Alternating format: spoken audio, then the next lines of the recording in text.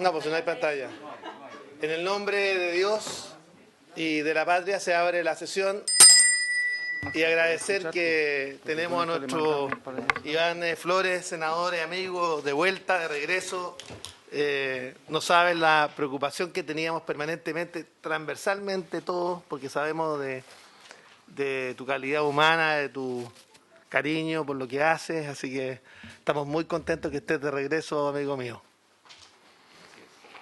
Si me permite, presidente, solamente... Bienvenido al equipo, mamá. Muchas gracias. No saque de mi vara.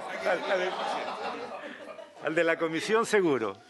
No, yo de verdad quiero agradecerle a todas y todos ustedes de esta comisión, de las otras, la preocupación que ha habido, los mensajes que mandaron, las buenas vibras, en algunos casos oraciones también que fueron súper bien recibidas, que permitió que yo esté aquí. De verdad que hubo un momento en que yo no sabía.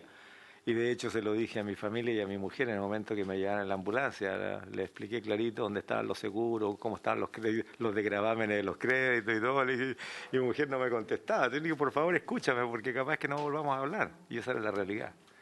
Pero es lo que hay que hacer, pues si la cabeza fría tiene que estar fría cuando tiene que estar fría, digamos, ¿no? Hay que ponerle el corazón. Hola, Kevin, ¿me escuchas? Así que muchas gracias, presidente y colegas, por su cariño. ¿Ah? Muchas gracias. Muchas gracias, Iván, y por tu cabeza fría. Muchas gracias.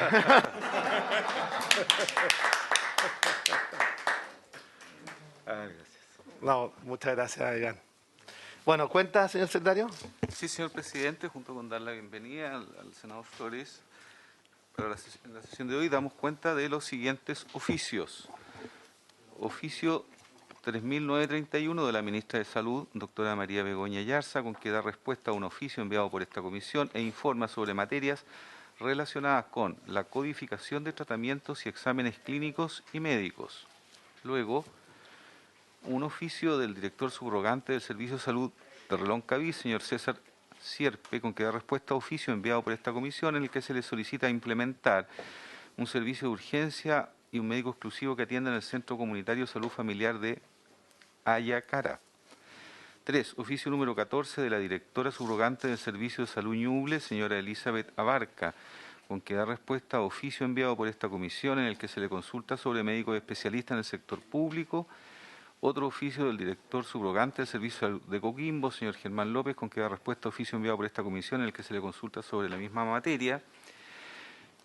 Y un quinto oficio del director subrogante del Servicio de Salud Viña del Mar Quillota, señor Haroldo Faúndez, con que da respuesta a oficio enviado por esta comisión en que se le consulta sobre médicos especialistas en el sector público. Todos estos oficios fueron remitidos a sus señorías a vuestros correos electrónicos. Por último, un oficio del jefe de la Unidad de Vinculación Ciudadana del Senado, señor Rodrigo Suazo, con el que remitió un informe respecto de las indicaciones ciudadanas presentadas al proyecto de ley sobre enfermedades poco frecuentes correspondiente al boletín 7643-11, que fueron remitidas a los correos electrónicos de vuestras señorías y sus asesores el 22 de agosto pasado.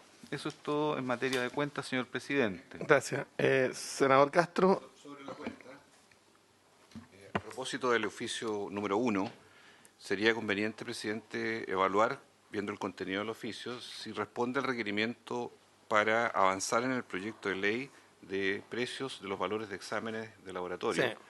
Que entiendo yo que era el motivo de esta solicitud Así que se había es. hecho en MinSal, así que para que lo tuviéramos en mente para una próxima sesión en que ya tendríamos que ir hacia la votación del proyecto. Así es. Lo otro también respecto al punto 6 de los oficios, pedir además que se pueda remitir a todos los señores y señoras senadoras de la comisión copia de las indicaciones ciudadanas para facilitar la presentación de la misma. Como señalé, fue remitido el 22 de agosto. Lo sé, pero todos, copia... Pero iba a indicar que para esos fines, en su minuto cuando lleguemos, va a haber que fijar un nuevo plazo para que Sí. los señores... Eso, Así es. fijar un nuevo plazo. Exactamente. Pero para eso es necesario, me encantaría que pudiéramos tener todos una Sí, copia. sí, correcto. Sí, sí.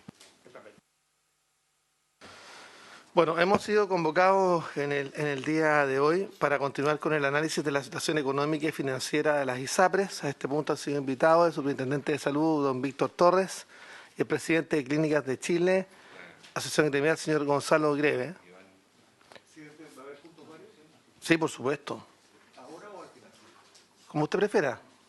Si me permite, para después poder concentrarnos en lo que nos trae el superintendente, yo quisiera, presidente, reiterar lo que solicité a través de quien me reemplazó en la comisión, que se tomara en consideración. Hay 3 proyectos en marcha que tienen que ver con modificación del Código Sanitario, y entiendo que en sesión pasada la comisión unánimemente consideró evaluarlo para efectivamente tomar una indicación que pueda refundir los 3 proyectos, el que es de su autoría, otro que ya está en segundo trámite en el Senado, que viene de la Cámara, y otro que está recién partiendo en la Cámara. Lo que nosotros hemos hecho, presidente, a fin de dar respuesta al equipo de salud extendido, no solamente los que hoy día contempla el Código Sanitario, sino que a lo que distintos grupos parlamentarios, distintas comisiones de salud del periodo anterior y han venido proponiendo, y quisimos, para ganar tiempo, refundirla en el proyecto suyo y colocarlo no en la discusión de primer trámite en la Cámara y el otro proyecto, primer trámite en el Senado, sino que poder hacer el segundo y una rápida expedición, una rápida evacuación de este proyecto. Presidente, sometería a la comisión la posibilidad de que esta indicación, una vez la revisen ustedes, pueda ser suscrita por los 5 miembros de la comisión. Perfecto. Así lo haremos y veremos si la próxima sesión podemos ponerlo en tabla el proyecto. Le dejo la indicación en el transcurso de la semana para que la revisemos. Extraordinario. Dejamos entonces a... ¿Está conectado, señor Gonzalo Greve?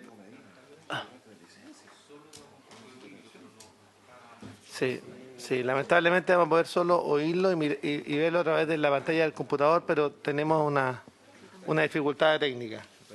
Adelante, vamos a partir con don Gonzalo Greve. Adelante, don Gonzalo. Súper. Bueno, en primer lugar, saludar al señor presidente de la comisión y a los honorables senadores. Muchas gracias por la invitación, ya que, bueno, como todos ustedes saben, como prestadores privados mantenemos una permanente preocupación por el bienestar de todos nuestros pacientes y el funcionamiento de un sistema. Señor Greve, ¿Sí? me gustaría que pudiéramos dejar también ingresar en el Zoom al senador Macaya, solo para... ¿Está adentro? Estoy acá, pero voy llegando al paraíso. Perfecto, era para que pudiera estar. Gracias. Disculpe, señor Greve, adelante. Bueno, reiterar el saludo al señor presidente y a los honorables senadores. Y como les estaba mencionando, nosotros como prestadores privados mantenemos una permanente preocupación por nuestros pacientes y por el funcionamiento de este sistema de salud, que hoy día obviamente tenemos una gran preocupación por lo que está ocurriendo. Nosotros hemos planteado a través de los medios, hace prácticamente 10 días atrás, un poco más, lo que hemos llamado este nuevo pacto en salud, en la cual creemos que requiere un compromiso de todos los actores, ¿ya? Principalmente porque aquí hay ciertos elementos que creemos que debemos fomentar lo que está funcionando hoy día. Debemos permitir además una adecuada transición de lo que hoy está funcionando a lo que queremos que funcione en el futuro. Y además que creemos que debemos apoyar y fortalecer todo lo que está debilitado hoy día, y siempre manteniendo un foco en la preocupación de nuestros pacientes que requieren toda nuestra atención, ¿ya? Y este pacto debe hacerse básicamente en 5 pilares. El primer pilar de la propuesta que nosotros estamos haciendo tiene que ver con la garantía de acceso y oportunidad. ¿Ya? Hoy día no basta solo con garantizar un derecho a la salud, sino que más bien tenemos que atender los problemas que hoy día tiene nuestra población. Tenemos más de 2 millones de pacientes con atenciones en espera, consultas en espera. Tenemos más de 315.000 pacientes que están hoy día esperando una intervención quirúrgica. Por lo tanto, cualquier sistema que se quiera plantear debe partir sobre este primer pilar, que es esta garantía de acceso a oportunidades. En segundo lugar, estamos planteando un pilar de equidad y libertad de elegir, ¿ya? Aquí lo que nosotros hemos desarrollado como planteamiento tiene que ver con algo que yo creo que se ha escuchado durante varios años ya y que hoy día duerme en el Parlamento, que es este seguro o esta cobertura universal que es la única forma que nosotros planteamos que vamos a poder garantizar este acceso, de manera que todas las personas tengan un mismo piso, ¿ya? Independiente de su condición, y que pueda abarcar todas las necesidades de salud de mayor prevalencia de la población. Hoy día tenemos más de 85 patologías GES, ya que puede ser perfectamente un primer piso, ¿ah? O un primer nivel sobre el cual todas las personas puedan tener esta cobertura universal. Creemos además que podemos ampliar el concepto de ley de urgencia, ¿ah? A otras patologías, las cuales si no son atendidas a tiempo, ¿ah? Y en forma, y que puedan generar un deterioro y ponen en riesgo a la población, pudiesen también esta ley ampliarse de manera que puedan incluirse todas estas patologías adicionales. El sistema de salud debe no solo entregar prestaciones de salud, sino que al hacerlo también respetar los derechos de los pacientes y su posibilidad de autodeterminarse, tomando libremente las decisiones en materia de salud que le parezcan adecuadas conforme a sus necesidades y circunstancias. Porque en la actualidad las personas eligen, uno estar en el sistema privado y otros que pertenecen a FONASA, atenderse también en prestadores privados, generando por esta vía acceso y oportunidad. El sistema privado actualmente realiza un número importante de atenciones a pacientes FONASA bajo la modalidad de libre elección, personas que podrían quedar perfectamente limitadas en un nuevo modelo. El tercer elemento, que es el que consideramos hoy día más crítico y el sobre el cual creo que versa el tema principal de lo que se ha tratado hoy día en la comisión, tiene que ver con el financiamiento. Hoy día la propuesta de reforma prácticamente se hace cargo de este financiamiento siendo como un único elemento, ¿ya? Y lo que nosotros planteamos, más allá de si el sistema es mixto, único, o público o privado, es que este sistema tiene que ser sano y sustentable. Y esto tiene mucho que ver también con el quinto pilar que vamos a nombrar más adelante, que tiene que ver con pasar de esta medicina curativa, que es una medicina claramente no sustentable en el tiempo desde el punto de vista económico, a una medicina preventiva. El cuarto elemento tiene que ver con la complementariedad público-privada. Nosotros hablamos de complementariedad y no hablamos de integración. Creo que hoy día no es el momento de hablar de integración, básicamente porque hoy día los recursos son insuficientes, ¿ya? Las necesidades son muy, muy grandes o infinitas, como decimos nosotros, y los recursos para atenderlos son escasos. Por lo tanto, hoy día es imperativo, por tanto, que todos los actores de salud concurran en igualdad de condiciones de forma a coordinar sistemas de integración público-privada que propendan el bienestar efectivo de la salud de la población en materia de salud. Y como les decía, el quinto elemento que tiene que ver mucho con la sustentabilidad de este sistema, porque si seguimos atacando la salud en forma curativa, este sistema solo genera incremento en los costos y no vamos a poder tener nunca un sistema sostenible. Respecto al financiamiento, cabe destacar que nuestra preocupación no solo está en la sostenibilidad del sistema asegurador privado. El sistema público hoy día presenta serias deficiencias. Lo hemos reiterado en múltiples oportunidades, que hoy día el financiamiento público es un financiamiento que está muy desfasado con la oportunidad de atención.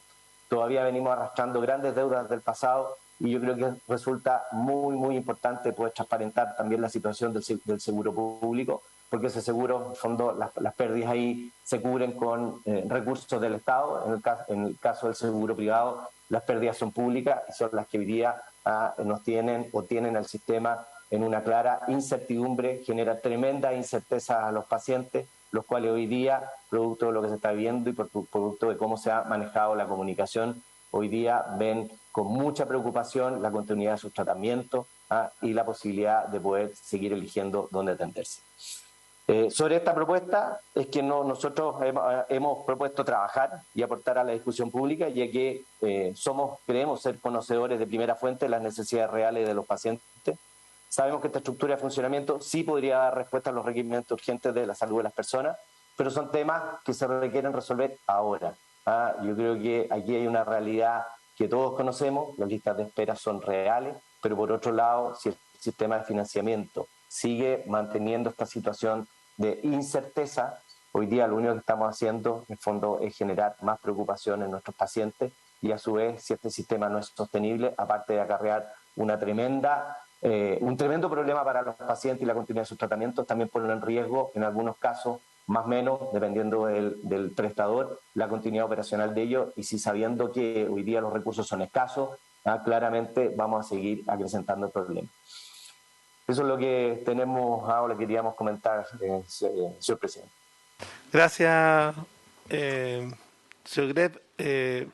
Senador Castro, quisiera así antes señalar que está también acompañándonos el presidente de la Comisión de Salud de la Cámara de Diputados. Gracias, Tomás Lagomarsino, por estar presente. Hemos estado trabajando intensamente en coordinación ambas cámaras, como pocas veces se ha visto, así que gracias, Tomás, por ese tremendo esfuerzo. Senador Castro. Sí, saludar a don Gonzalo Greve y preguntarle con más precisión cuál es, primero, el estado habitual de desfase de pago y los montos de los desfases de pago desde las aseguradoras hacia las prestadoras, y cuál es el estado financiero hoy respecto de esa creencia. Es decir, nosotros necesitamos, porque estamos evaluando un momento complejo y difícil, está el superintendente acá de salud, entonces yo quisiera que usted explicara con los datos precisos cuál es el estado real de situación hoy día de las deudas en materia de hospitalización, de procedimientos, de exámenes de laboratorio, en todo aquello que es la cobertura que deben dar las ISAPRES por sus afiliados en las clínicas, específicamente, para que usted sea lo más preciso posible en cuanto a esa información y así nosotros ilustrarnos de la magnitud o la gravedad efectiva del problema en este minuto comparado con la situación anterior a la que se vive hoy, por favor. Un levantamiento como asociación gremial, la información actualizada al mes de mayo, la última que logramos levantar con todos los prestadores, hablaba del orden de 450.000 millones de pasivos o de acreencia con el asegurador privado. Ese monto respecto al mes de marzo presentaba un incremento del 46% con respecto a la deuda histórica. A ver, aquí hay que entender que en general el prestador privado, la relación con su asegurador por los tiempos de tramitación de una cuenta y de liquidación, generalmente se manejan plazos del orden de 90 a 100 días. Hoy día nosotros tenemos plazos del orden de 150 días con las acreencias con los aseguradores, y eso también es lo que más ha motivado desde el punto de vista de algunos prestadores en particular, generar cambios de condiciones en la relación con sus pacientes en cómo se manejan dichas cuentas. Y eso obviamente genera un impacto negativo en los pacientes, los cuales en algunos casos particulares deben cancelar en forma anticipada o cancelar su atención previo a la tramitación de su cuenta, siendo dicho trámite por cuenta, tenga que correr por cuenta del paciente. Como ustedes podrán observar, el monto de la deuda es muy grande, generalmente se maneja en stock importante, pero un 50% de incremento en 2 meses, la verdad que es lo que prendió las alarmas o ha prendido las alarmas en nuestro sector, y es lo que nosotros hemos estado comunicando a través de los distintos medios, de manera de sensibilizar que este sistema requiere, como hemos dicho, certezas, porque efectivamente mantener este nivel de deuda y en conocimiento de las dificultades de continuidad operacional que pudiese presentar el sector asegurador privado, efectivamente pudiese generar un tremendo problema en los prestadores, algunos de los cuales pueden tener más o menos dificultades de poder seguir enfrentando o seguir enfrentando esta situación con su propio capital de trabajo. Perfecto. Perdón, los datos están acá, presidente. ¿Los mandaron? Sí, tenemos, es una pregunta que queremos hacerle al súper, si tenemos esa información, porque tuvimos la presentación la semana anterior, la sesión anterior, y me gustaría saber si quedaron de corregir, ¿te acuerdas? Esa presentación, enviarla, porque había alguna información que había que corregir, pero nos parecía interesante respecto de las garantías. Si ustedes iban a estar en un proceso de revisión de esas garantías, me gustaría que pudieran informarnos respecto a ese proceso. Sí, muchas gracias, presidente. Saludar a los señores senadores y a quienes nos acompañan hoy día por su intermedio.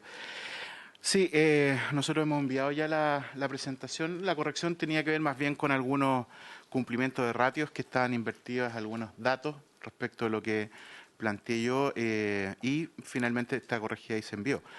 En materia de deudas exigibles y garantía constituida, ahí no hay variación de información porque entregamos nosotros la última que está disponible el 16 de agosto, y que, bueno, va cambiando habitualmente mes a mes en virtud de que se van pagando algunos compromisos y se van levantando facturaciones respecto de otras prestaciones que no habían sido previamente facturadas.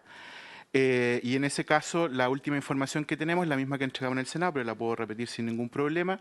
Al 16 de agosto, las deudas que estaban con prestadores, digamos, debidamente certificadas, llegaba al orden de los 185.221 millones de pesos, que es lo que nosotros debemos exigir por ley que se garantice.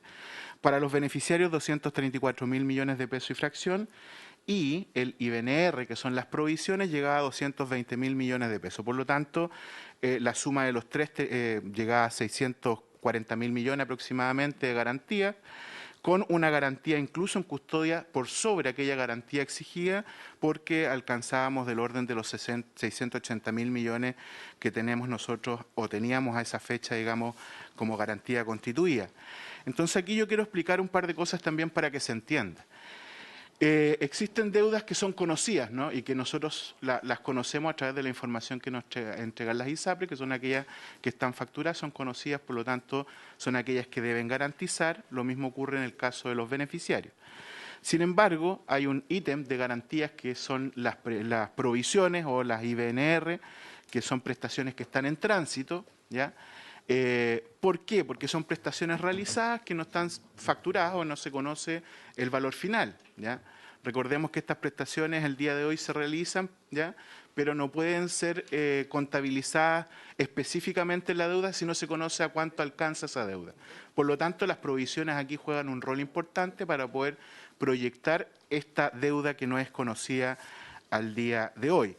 Y lo que yo les comentaba, señores senadores, en la sesión pasada, es que la Superintendencia de Salud, y a propósito de lo que ocurrió con Más Vía, y por eso que no son cuestiones comparables, el año 2020 establece, digamos, un aumento en los requerimientos de IBNR, o sea, de provisiones, que significaron pasar del mes de mayo del 2020 al mes de junio del 2020, de 82.000 millones de pesos, que más o menos era el promedio que antes se garantizaba de provisiones, a 218.000 millones de pesos.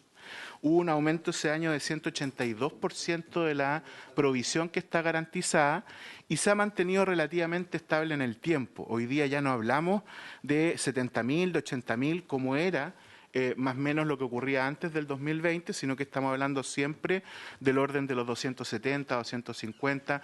Esa es más o menos la cantidad que se proyecta. O sea, ustedes comprenderán que la situación actual no es en lo absoluto comparable con la que ocurrió en el tiempo de la quiebra de la ISAPRE Nueva Más Vía.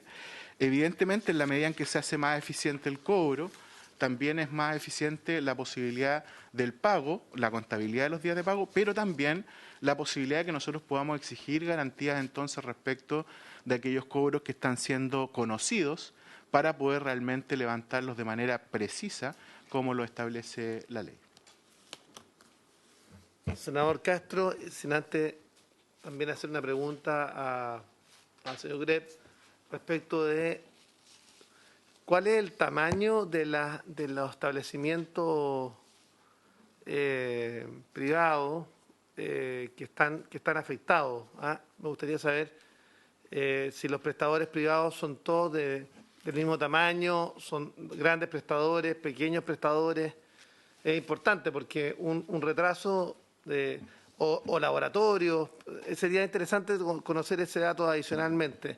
Senador Castro. Sí, preguntarle al superintendente lo siguiente. Como ha habido muchas opiniones, comentarios de prensa, expertos, en fin, que están aludiendo a esta conflictividad, hay tres cosas que quisiera preguntarle al superintendente. Lo primero es si con los datos que él nos entregó hará 3 semanas atrás y hoy, mediando un fallo de la Suprema, sigue siendo el diagnóstico de la Superintendencia de Salud que hoy día, viendo un escenario adverso en cuanto a las pérdidas acumuladas, no es un escenario de quiebra o insolvencia, como se ha planteado por algunos, y quiero que pueda respondernos lo más enfáticamente posible, porque evidentemente los escenarios van moviéndose, hay desarrollo, uno ha escuchado opiniones muy catastróficas de lo que está sucediendo, ha escuchado opiniones distintas, pero el regulador es el superintendente, es la entidad que el Estado definió para este efecto, y por eso quisiera en primer término entonces que precisara hoy el estado exacto de la situación ya a la luz de todos los antecedentes. Dos, que pudiera explicarnos cuáles son los pasos a seguir producto del dictamen de la Corte Suprema. ¿Qué es lo que compete? Porque lo que ha quedado en términos gruesos es simplemente la eliminación de este reajuste, porque no había fundamento, no había un mérito suficiente, pero ¿cuál es el procedimiento y cómo eso se va a llevar a cabo, efecto? Porque hay usuarios que uno le dicen, oiga, bueno, ya no hubo, y si no, me devolverán, porque a mí ya me lo habían aplicado 2 meses, me devolverán, y punto. ¿Se queda el año 2022-2023 sin reajuste? ¿Cuál es el escenario que viene y qué formulación es la que la Corte a ustedes les indica para estar apegado a la ley? Y por último, ¿cuál es el plan?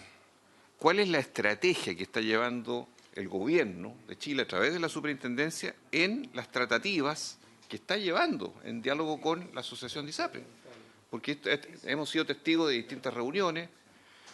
Entonces, aquí es importante que usted pueda explicarnos el nivel de avance de esas conversaciones, si se ha arribado un camino y qué certeza le podemos dar al público.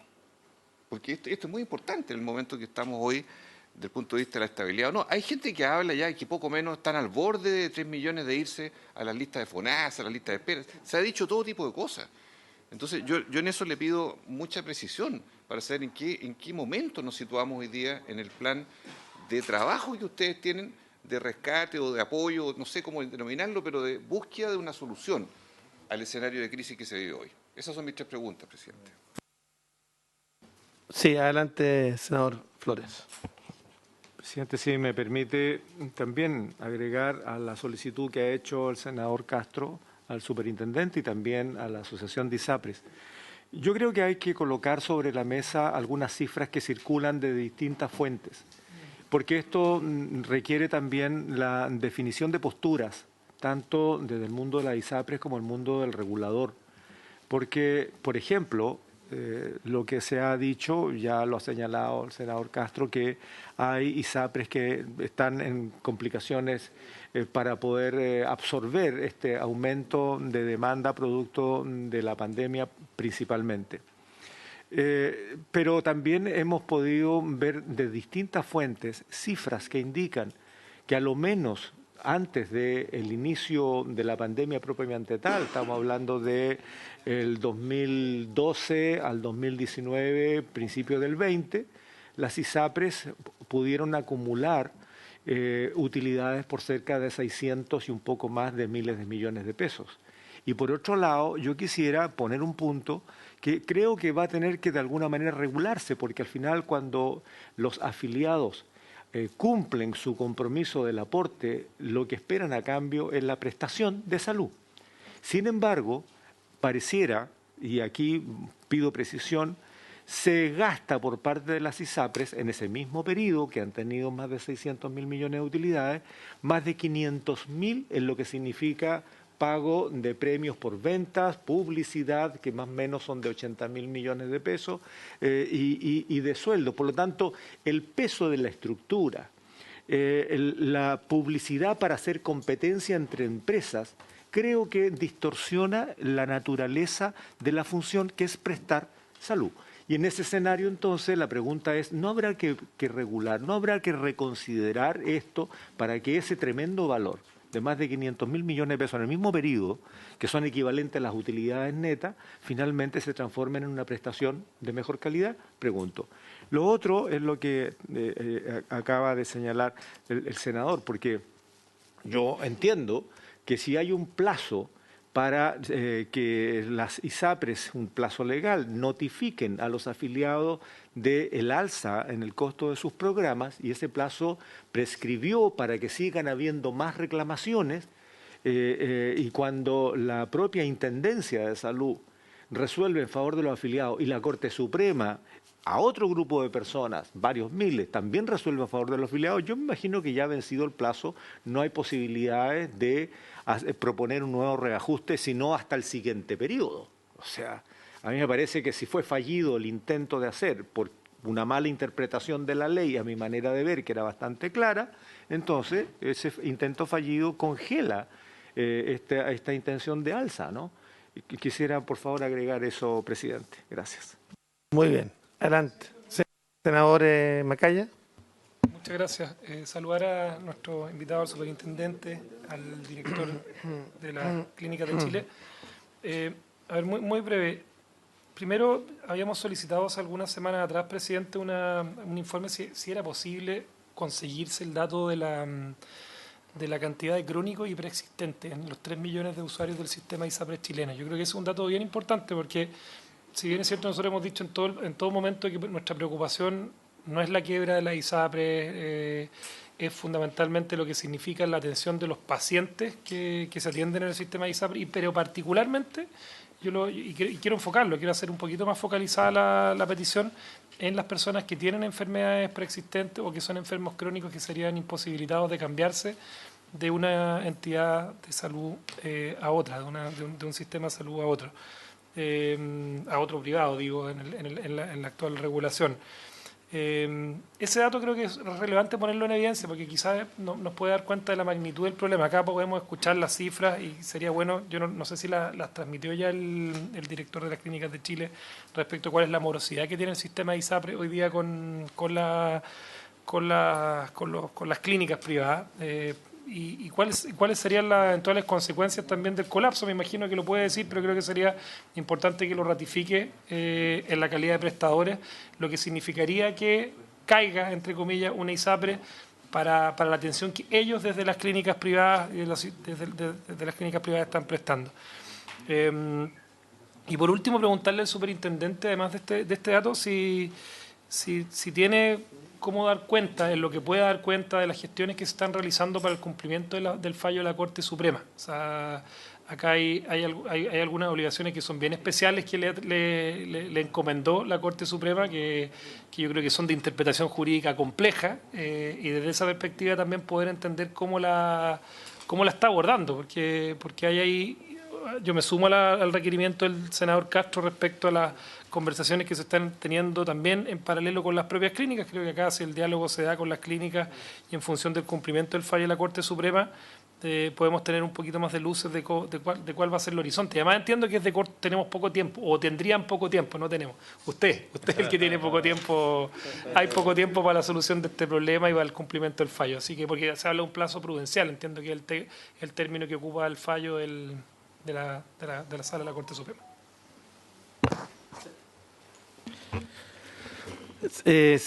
Diputado. Todavía no. Muy bien. Diputado Lago Marcino, presidente de la Comisión de Salud. Adelante. Gracias, presidente. A través de su intermedio, bueno, primero saludar al presidente de la Asociación de Clínicas de Chile. Yo creo que estamos, por supuesto, analizando la situación crítica que tiene el día de hoy la ISAPRES con los prestadores, pero creo que lo más importante aquí es avanzar a una solución de futuro. Yo sé que usted tiene en tabla el proyecto de la garantía, del plan de garantías, que es un proyecto que yo creo que podría en parte solucionar esto a futuro. Pero también creo muy importante lo que dijo el senador Castro con respecto al proyecto que regula el precio de los exámenes y procedimientos de apoyo, diagnóstico y tratamiento. Si el problema es que las ISAPRES ya no van a poder seguir reajustando por sus planes por sobre lo que varía la UEF, y por tanto eso no la hace sustentable en el tiempo porque las prestaciones en su conjunto se están encareciendo por sobre lo que varía nuestra economía, tenemos que avanzar justamente en regular los precios en el mundo de los prestadores para que no se disparen por sobre lo que la economía se está variando o que estén muy justificadas sus variaciones. Y en ese sentido, si es que el proyecto que señalé y que también planteó el senador Castro se tramita expeditamente en esta comisión, nosotros podemos también darle una tramitación muy expedita en la Cámara, y así por lo menos podríamos dar una señal de una salida institucional, política, con respecto al tema de la ISAPRES, darle una viabilidad no solamente desde la perspectiva de la regulación de ellas mismas, que ya son altamente reguladas, sino desde la perspectiva también de los prestadores, porque si es que algo carecemos como institucionalidad de salud, es que no tenemos los prestadores muy regulados. Se ha tratado de realizar, pero se ha avanzado poco en esta materia. Así que, presidente, por su intermedio, si se avanza en ese proyecto, dependiendo de los tiempos que usted como presidente maneja en esta comisión, nosotros también le podemos dar una tramitación expedita en la Cámara de Diputadas y Diputados y darle un poco más de certeza en este ámbito a la ciudadanía con que estamos trabajando justamente en encontrar una solución institucional y política a esta crisis, pero no solo en el corto plazo, sino también de largo aliento. Extraordinario. Muy bien. Se agradece, presidente. Bueno, ¿algo más que agregar, superintendente, con las preguntas y también al señor Grop? Presidente, cuando usted diga, yo estoy disponible a responder las preguntas que me han hecho. ¿Sí? Bien, gracias. Sí, la verdad es que son preguntas algunas relacionadas una respecto de otra. Voy a partir con lo que consultaba el senador Juan Luis Castro sobre los datos y situación de las ISAPRES post-fallo. Hasta el día de hoy, al menos, no hay ninguna ISAPRE que haya caído dentro de lo que denominamos insolvencia, desde la perspectiva del cumplimiento de estos 3 ratios que yo les mencionaba la vez pasada, que son los que nosotros supervigilamos, ¿ya? Y que son el de liquidez, el de patrimonio y el de garantía. Al día de hoy, ninguna de ellas ha caído entonces en insolvencia, incluso post-fallo. No significa eso que no siga habiendo, digamos, un escenario de pérdida que ya observamos a junio de este año llegaba a 73.000 millones de pesos y evidentemente con el fallo incluso los 10.000 millones recaudados van a tener que colocarse a disponibilidad de las personas. Lo recaudado en julio, también seguramente lo recaudado en agosto si es que lo hay y eventualmente si hubiera en septiembre. Por lo tanto, eso significa que el escenario, digamos, de pérdida lo más probable es que por la vía de los menores ingresos al menos siga avanzando hasta que la situación no cambie. Sobre el fallo en sí mismo, yo quisiera plantear, digamos, algunas consideraciones, porque lo que hace la Corte Suprema finalmente es dejar sin efecto la notificación que realizan las ISAPRES a la Superintendencia 15 días después de haberse publicado el indicador por parte de la Superintendencia, que constituye un máximo, ¿ya?, de alza a la que podían optar las ISAPRES, siempre y cuando pudieran estas justificar debidamente dicha alza en ese rango. En ningún caso podían pasar el 7,6 calculado, pero tanto lo que planteó la Intendencia de Fondos como posteriormente la Corte Suprema establecen que esta alza igual debía ser debidamente fundada. Entonces, al dejar sin efecto esta notificación, la consecuencia de ello es que no se puede entonces aplicar dicha alza, ¿ya?, que es el segundo efecto. Y ahí vienen los 2 mandatos que nos entrega a nosotros la Corte Suprema. Y en esto también quiero ser claro, porque esta es una cuestión que ha salido de diversas formas en la prensa, pero esto es una instrucción de la Corte Suprema a la Superintendencia. Y nosotros vamos a dar fiel cumplimiento a dicha instrucción, ¿ya? La primera es que nosotros tenemos que elaborar, y en estos días debiera estar listo, una circular que instruya a las ISAPRES 3 cosas. Primero, que restituya, digamos, los recursos que fueron cobrados por las alzas de precio base que se constituyeran en los meses de junio, julio, agosto, o sea, los meses que realmente hayan cobrado, tiene que ponerse a disposición de los beneficiarios, de los usuarios del sistema. Lo segundo, que aquellas personas que hayan cambiado su plan producto de que no podían pagar esta alza o esta adecuación, entonces tienen que volver, si así lo quieren, al plan anterior. Y lo tercero, aquellas personas que hayan salido del sistema producto del encarecimiento asociado al alza, también tienen que las ISAPRES posibilitarle su vuelta al sistema si así lo estiman. Esas son las 3 cosas que están o emanan de la primera instrucción que nos entrega la Corte. Y la segunda instrucción que nos entrega la Corte, yo la traduciría en 2 cuestiones claves, ¿no? La primera, la Superintendencia tiene que instruir un nuevo plazo para que las ISAPRES puedan justificar debidamente una eventual alza que vayan a aplicar para el proceso 2022. lo dice textualmente la Corte. O sea, dice que podría haber alza durante el año 2022 si es que las ISAPRES son capaces de poder fundar dicha alza. El fallo, perdón, la interrupción, presidente, el fallo no habló de eso en términos retroactivos, ¿verdad? No sé, pero dice lo siguiente. No, lo dice, déjame, si me permite, senador, porque aquí tengo en algún momento, dice lo siguiente: la Superintendencia de Salud dispondrá un plazo prudencial para que la ISAPRE cumpla fundadamente y con antecedentes que verificará, y es el segundo mandato que nos entrega, con la comunicación prevista en el artículo 198, letra E del DFL número 1 del Ministerio de Salud del año 2005, de manera que la propuesta de alza proporcional a todos sus planes para el año 2022 se ajusta a los parámetros legales. Eso es lo que establece en definitiva la Corte, o sea, nos dice el plazo de marzo se cambia y usted tiene que establecer un nuevo plazo para que se justifique. Y lo segundo que nos decía... Excepcionalmente por las circunstancias claro, como consecuencia... De ahí para adelante sigue efectivamente marzo. Eso es solamente para la adecuación del año 2022 y luego de eso también establece que nosotros deberemos verificar entonces que dicha comunicación que se realice del alza esté debidamente fundada, ¿ya? Y básicamente el fundamento está establecido en la propia ley y lo recuerda en los considerandos del fallo, lo recuerda la Corte, que es el cumplimiento de algunos requisitos, digamos, de variación de costos, de variación de uso, etcétera, son elementos que están ahí considerados. Entonces, nosotros, ¿qué estamos haciendo? Porque esto no es tan simple como emitir, digamos, una circular, ¿no? Que es un acto administrativo por el cual nosotros instruimos, sino que además tenemos que establecer un formato que nos permita verificar dicho cumplimiento, ¿ya? Para que estrictamente tratemos de poder interpretar de la mejor forma posible este fallo de la Corte y en eso están trabajando esta semana los equipos de estudio, digamos, de la Superintendencia y esperamos nosotros que esto pueda estar, ojalá, la próxima semana ya listo, digamos, para que se pueda ejecutar, evidentemente, lo antes posible este nuevo proceso, por cuanto la Corte ha sido clara en decir plazo prudencial, por lo tanto, tenemos que hacerlo lo antes posible para digamos, poder retomar el proceso y normalizarlo.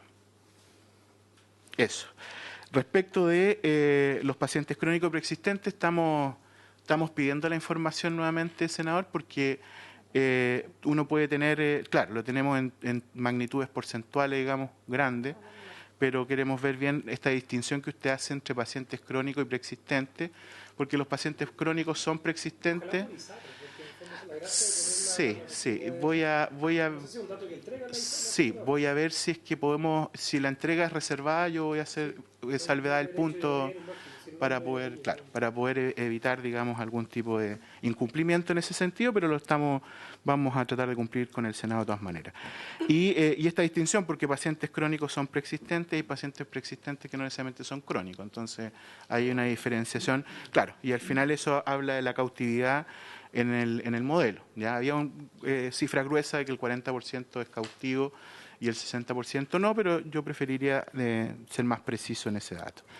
Después, sobre el plano estrategia de las mesas se han constituido con la ISAPRE, ellos han hecho levantamiento respecto de materias que son precisas sobre cómo establecer, digamos, la medición de determinadas cosas, el cumplimiento de los ratios de garantía, algunos elementos que han puesto sobre la mesa de tablas de factores de riesgo, y varios temas más, SIL, que pasa con las licencias médicas, son los temas que se han ido trabajando. Entonces, las mesas han convocado a las ISAPRES con el Ministerio de Salud, que es la que está liderando este espacio, y de ahí se han generado líneas de trabajo con los técnicos para ver de qué manera se puede, digamos, resolver aquellas materias que puedan estar afectando en ese sentido. Sí, pido una interrupción al senador Macaya. Sí, gracias, presidente. No, sí, en términos de interpretación del fallo, porque yo estaba revisando acá aparte un resumen del mismo, el fallo, para entenderlo a grosso modo, tiene dos cuestiones importantes. La primera es la necesidad de restituir cerca de 10.000 millones, ¿ustedes lo calculan? Mensuales. Mensuales, ya. Sí. O sea, que en el fondo es una cantidad Depende importante de cuánto, dinero que claro, se tiene que restituir a los afiliados, que es muy relevante. Pero también hay una segunda parte, que es el nuevo proceso. En el fondo, de qué manera se justificarían eventualmente las alzas, dado la...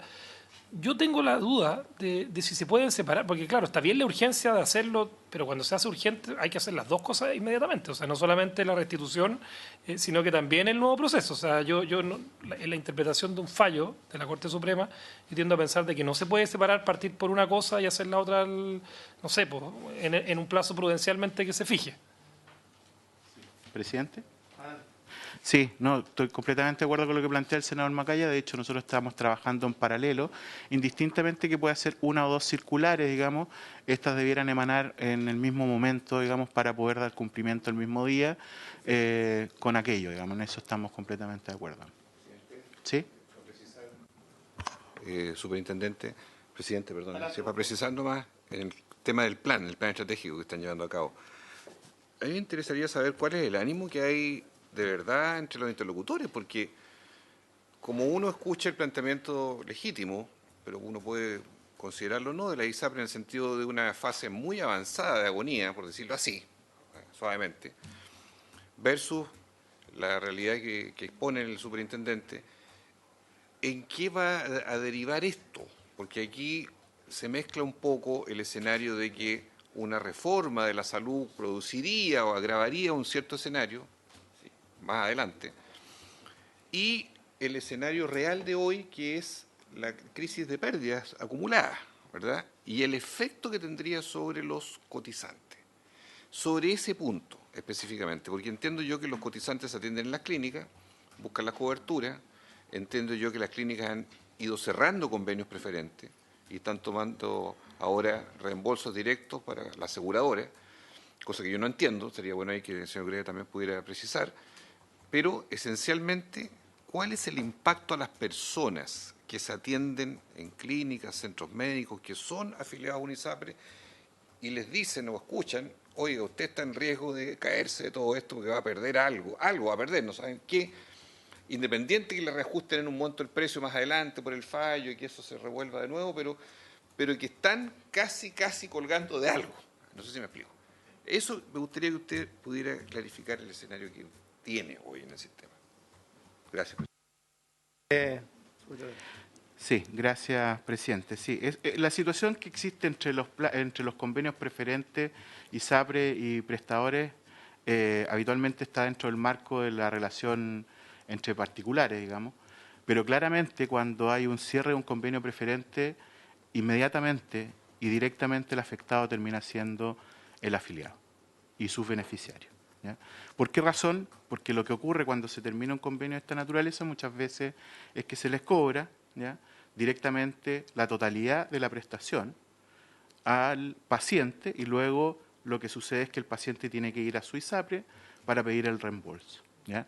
Entonces, claramente el sistema ahí no está funcionando si es que ponemos al centro el interés de las personas, ya que la gente no tiene, obviamente, y por eso contrata seguros, en definitiva, no tiene la capacidad de pago de una cantidad de recursos importante en muchos casos, ¿ya?, para poder cubrir eso y luego reembolsarlo.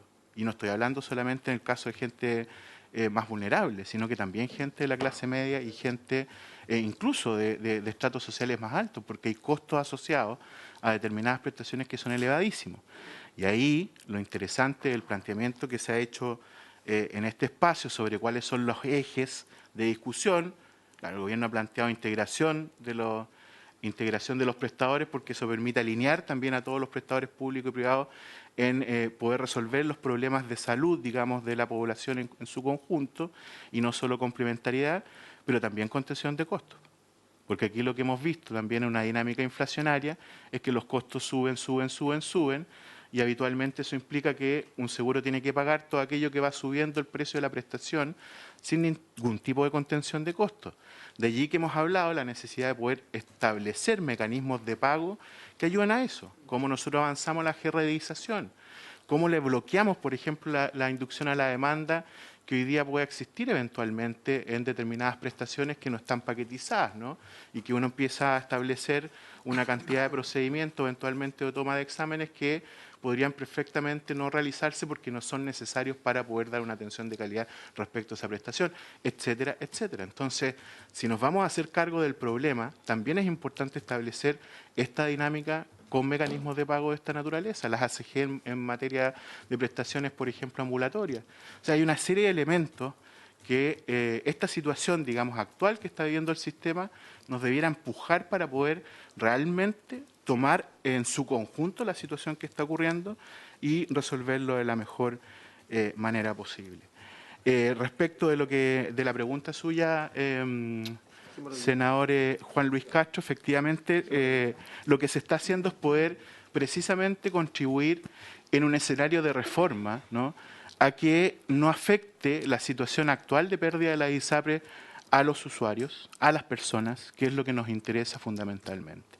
Y es por eso que el Ministerio de Salud ha establecido estas mesas para poder generar un tránsito ordenado hacia un nuevo sistema y de esa manera poder evitar, digamos, un impacto, como decíamos recién, respecto a los usuarios. Y estas materias que estamos hablando, por ejemplo, también son situaciones que yo creo debieran en algún momento abordarse para ver de qué forma entonces no terminan estas decisiones afectando a los usuarios del sistema privado. Muy bien. Señor Gret, ¿quiere agregar algo? Sí.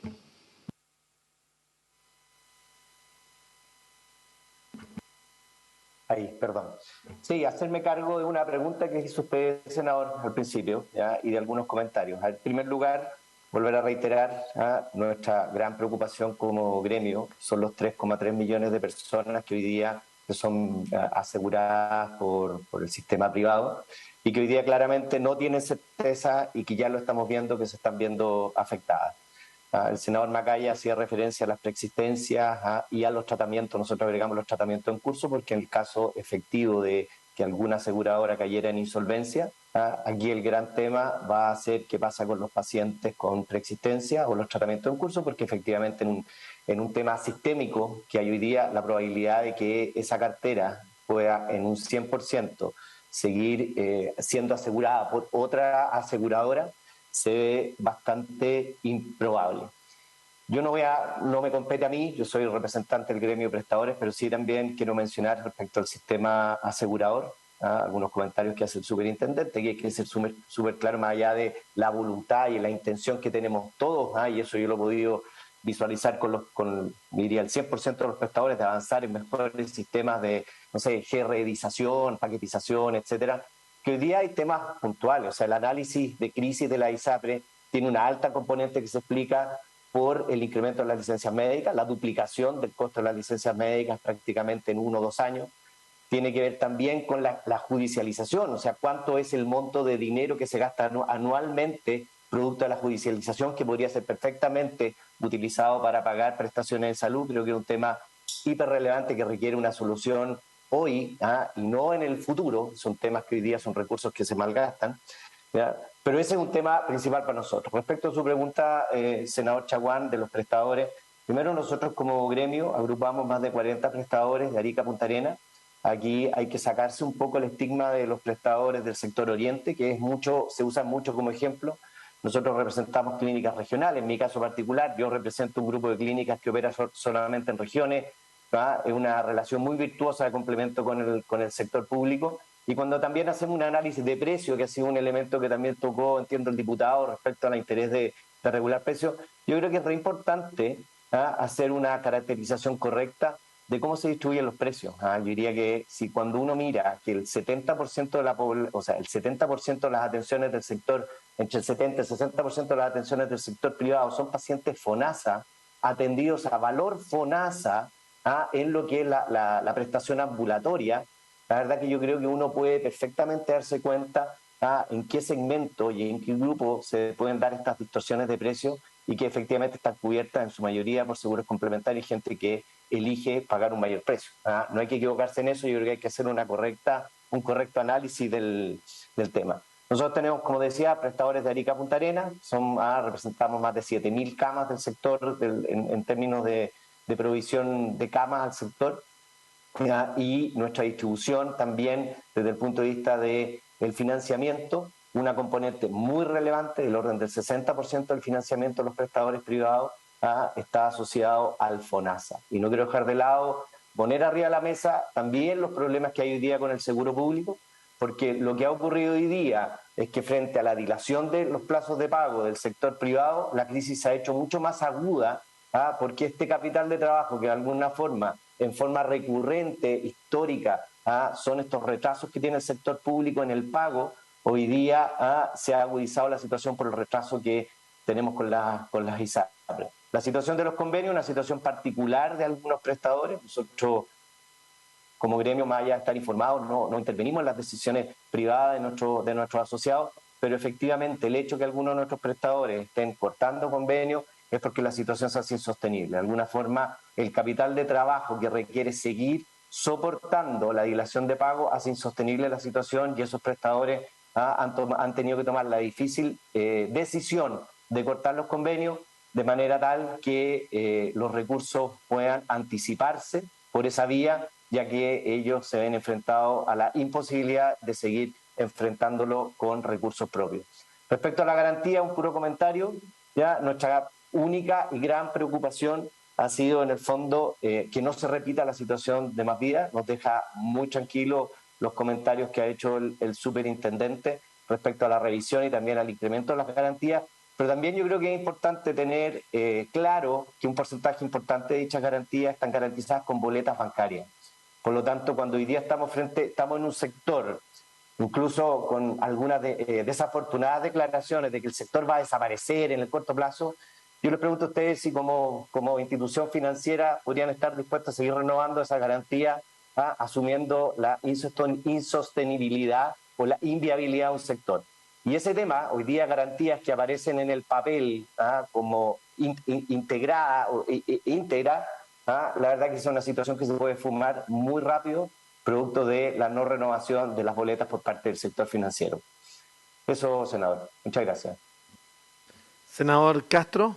Sí. Y después Ignacio de la Torre, nuestro presidente regional del Colegio Médico. Yo entiendo que el presidente de la Asociación de Clínicas representa las clínicas, y si estamos poniendo todos en el centro del debate a las personas, a mí no me parece que cuando se trata de la pregunta difícil, que es por qué terminan los convenios y por qué le encarecen el precio a la gente y por qué le mandan a la gente a reembolsar al ISAPRE porque se acabó el convenio, sea culpa de aquellos pocos y pequeños, sin nombrarlo, que viven las penurias de las finanzas del mes a mes. Aquí no estamos para eso, aquí estamos para hablar las cosas como son. Entonces nosotros nos hacemos cargo de lo nuestro, pero también yo le pido al presidente de las clínicas que diga por qué pasan las cosas que pasan. Porque si estamos todos diciendo que no queremos perjudicar a los usuarios, los están perjudicando, pues. Y voy a pedir formalmente, presidente, que el superintendente nos aclare todos los convenios preferentes que se han caducado, porque él también regula a los prestadores, y las razones financieras de por qué eso se adoptó y si tiene mérito o no esa decisión. Porque aquí, reitero, son las personas las que queremos cuidar, entonces yo no quisiera respuestas genéricas cuando entramos al detalle del dolor que viven personas determinadas, que de un día para otro se notifican que se acaba un convenio para hacerse un examen de sangre, un escáner, un determinado tipo de prestaciones y nadie responde por eso. No. Aquí estamos en otro cuadro que creo que es necesario aclarar. Lo digo con vehemencia, pero lo digo con respeto, pero pido una explicación seria sobre una materia como esta. Ok. ¿Alguien más quiere hacer alguna pregunta antes de pasar a la respuesta? Ignacio de la Torre, mientras tanto, nuestro presidente regional del Colegio Médico. Adelante, Ignacio. Miembros de la comisión y a todos los participantes de la reunión del día de hoy, plantear una preocupación que existe entre los prestadores individuales. Hemos recibido múltiples reportes que debido a la situación que aqueja a algunos prestadores institucionales, en este caso clínicas, se ha estado postergando el pago a los prestadores externos. Y esta postergación está generando también bastantes dificultades, en este caso, debido la razón que se aduce es al pago no oportuno de las ISAPRES hacia las clínicas, y lo que termina ocurriendo es que las clínicas no le están pagando oportunamente, no solo a los médicos, sino que a los técnicos paramédicos, todos los que trabajan como externos a las clínicas. Y eso creo que es una situación que de alguna manera también se debiera velar, porque a diferencia de lo que puede ocurrir con instituciones de mayor volumen, en muchos de estos casos se trata de personas que ya han realizado las prestaciones en distintos escenarios. Esas prestaciones lamentablemente no se están pagando con la oportunidad correcta. Y eso hay clínicas que lo han incumplido sobre 90 días, hay algunas que incluso tenemos reportes de más de 4 meses de demora en el pago de prestaciones ya realizadas, y hay otras que por el contrario se han mantenido pagando dentro de un plazo no más allá de 60 días, lo cual ya me parece bastante extenso, pero en este contexto ha sido aceptado por los prestadores.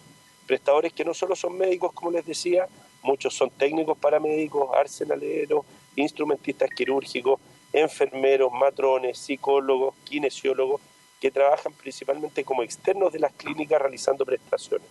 Yo creo que aprovechando que está el representante de la Asociación Gremial de Clínicas, ese es un tema que de alguna manera hay que tratar de regular, porque lo contrario termina sucediendo el mismo fenómeno y estos prestadores no están en condiciones de realizar trabajo por el cual no son remunerados oportunamente.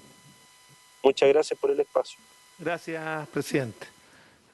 Senador Iván Flores, y programamos por 5 minutos, 10 minutos. 10 minutos. Muy breve nomás, presidente, y preguntar si lo que he consultado es del ámbito de la superintendencia, porque creo que es bueno colocar las distintas cifras que circulan a través de distintas fuentes para que tengamos una base común de análisis. Cuando yo planteo respecto de que, por ejemplo, en este último año, 2021-2020, las pérdidas acumuladas de las ISAPRES, entiendo que son pérdidas netas, son del orden de los 120.000 millones.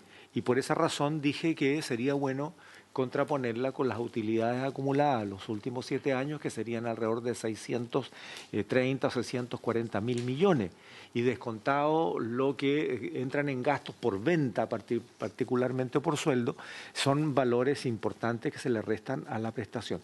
Me gustaría, presidente, por su intermedio, solicitarle al superintendente si pudiéramos tener una fuente común de información, porque es súper relevante para el debate que viene.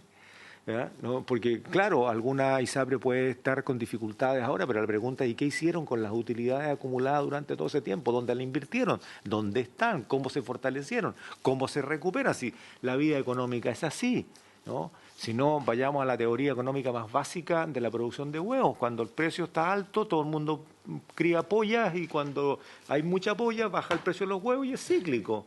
El mundo económico es cíclico, entonces las ISAPRES, como cualquier otra empresa, tienen que estar preparadas para guardar los resultados de los tiempos de las vacas gordas cuando las vacas están flacas.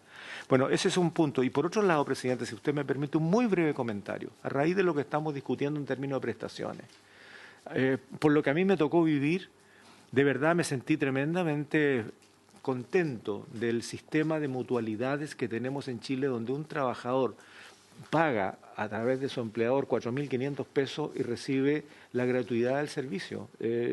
Yo cuando ingresé por la urgencia a la clínica y me rescata la mutual, en este caso la Asociación Chilena de Seguridad, al día siguiente, porque se operaron los seguros, recibí exactamente el mismo trato, y así expresamente además lo pedí, y me dijeron: no es que usted lo pida, nosotros estamos obligados a entregar el mismo trato. Cerca mío había un trabajador de la construcción, y quienes frecuentaban el hospital mientras estuve en la UTI todas esas semanas, eran todo tipo de trabajadores, incluso trabajadores que no tienen regularidad de contrato y que llegan a esa especialidad. Son varios miles de trabajadores que entran todos los días. Y entonces uno dice: bueno, ¿y este sistema no se podrá generalizar? Con un pago de 4,5 lucas, tienen todo cubierto, absolutamente todo. Las salas de espera de imagenología, las salas de espera de la toma de examen y todo lo demás era exactamente igual para un gerente que para un humilde jornal. Y ahí estábamos todos. Entonces yo creo que en las vueltas de la vida a uno también queda expuesto y se coloca en el lugar de los sistemas que funcionan bien. La Cámara de Diputados entiendo que tiene el ISL, y el Senado tiene la Asociación Chilena, digamos, como parte del trato laboral que tiene con toda su gente. Porque yo quería relevar eso, presidente, porque es algo que está funcionando bien. No podemos correr riesgo de que ese tipo de prestaciones, digamos, disminuyan su calidad. Eso es equidad, presidente. Muy bien, senador Flores. Sí, por supuesto, superintendente, y para ir cerrando el... Gracias, presidente. Solamente 2 puntos. Primero, recordar lo que planteaba la exposición pasada, un 58% del total de la garantía constituida corresponde a boletas de garantía. Efectivamente es la mayoría, pero es un 58%. Ahora, hemos estado evaluando la posibilidad de que puedan incluirse otro tipo de instrumentos distintos a los que hoy día se están usando, de tal forma de poder cambiar, digamos, en algún porcentaje estas boletas de garantía por este otro instrumento, pero tenemos también que garantizar que la superintendencia tenga acceso rápido y oportuno a los recursos si eventualmente así se requirieran. Sobre la consulta del senador Flores, presidente, nosotros ya hicimos envío dentro de la semana regional de la información que expuse la semana pasada, y en ello está el resumen de los últimos 10 años de los resultados acumulados en cada uno de los periodos correspondientes por parte de la CISAPRE, en aquellos donde hay ganancia, y también el año pasado con pérdida de 148.000 millones, y a junio de este año, esa es la última actualización que presentamos, con pérdidas de 73.607 hasta la fecha. Pero está ese resumen en el... se lo hicimos llegar ya, presidente. De hecho, bueno, hay más información de la que... Muchas gracias. ¿El Ministerio? En otro tema, solamente una vez muy breve, presidente, si sigo por cerrar este tema, sí. Solamente para hacer presente un tema. Presidente, relacionado con el tema que se trató en la Comisión Mixta del Descanso Reparatorio, queremos señalar que tenemos una indicación lista, sobre todo atendía la solicitud que habían planteado los senadores Macaya y Kast respecto a la importancia de presentar, digamos, esta indicación, pero no tenemos materialmente dónde presentarla ahora, dado de que la Comisión Mixta, de acuerdo informado por la Secretaría, ya cumplió con su labor. Por lo tanto, queremos proponer, si usted está de acuerdo, por cierto, cuando este proyecto vuelva acá a la Comisión del Senado, vamos a presentar inmediatamente la indicación, de tal manera que el proyecto se entienda patrocinado, sin prejuicio que, obviamente, si usted así lo estima, posteriormente se habla otro plazo de indicaciones para poder ver el tema del proyecto. Pero ese es el compromiso, presidente. ¿No podemos cumplir ahora materialmente con el tema de la indicación? Sí, tiene que ir a sala antes de las 2 cámaras. Así es. Para ratificar justamente la admisibilidad. Así es. Y luego ingresa a esta comisión. Y hay un compromiso que esta comisión no va a tramitar ese proyecto mientras no llegue la indicación del Ejecutivo. El compromiso es que apenas ingrese está la indicación. Lo que pasa es que hoy en día no tenemos dónde ingresarla, presidente. No, está perfecto, esa es la dificultad que tenemos. ¿Ya? Sí, yo quisiera también aprovechar de poder fijar un plazo de indicaciones, debido a que llegaron las indicaciones ciudadanas al proyecto de enfermedades raras o poco frecuentes.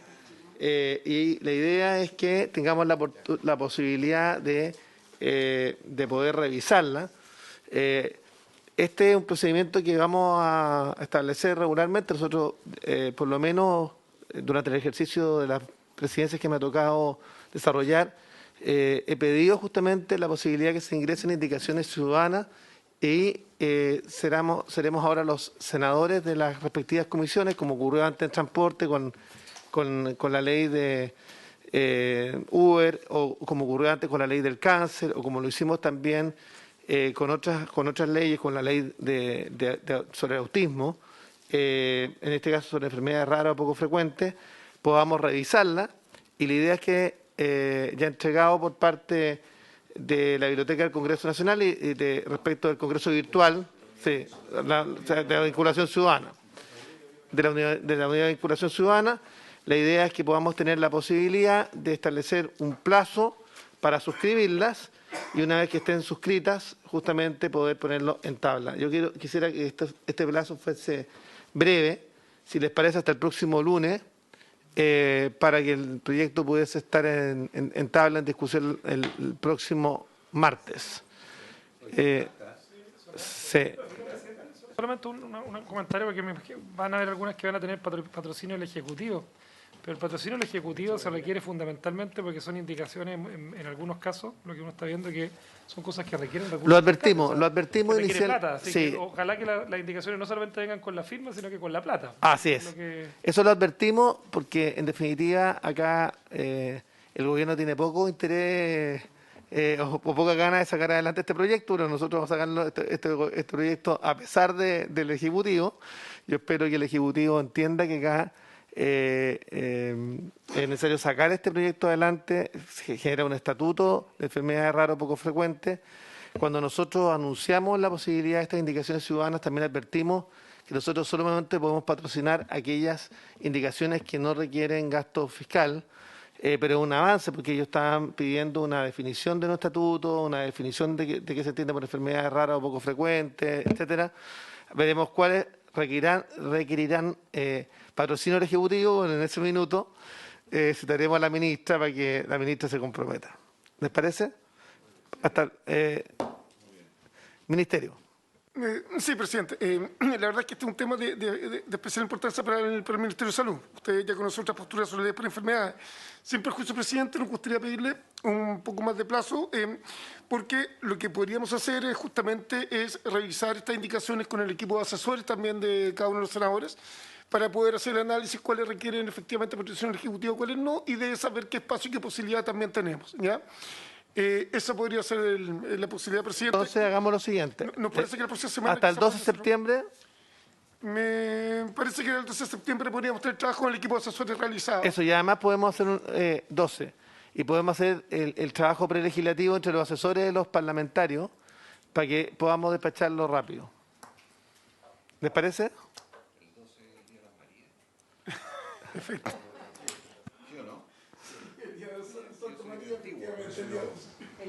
Hablan de fecha y yo. Sí. Mire,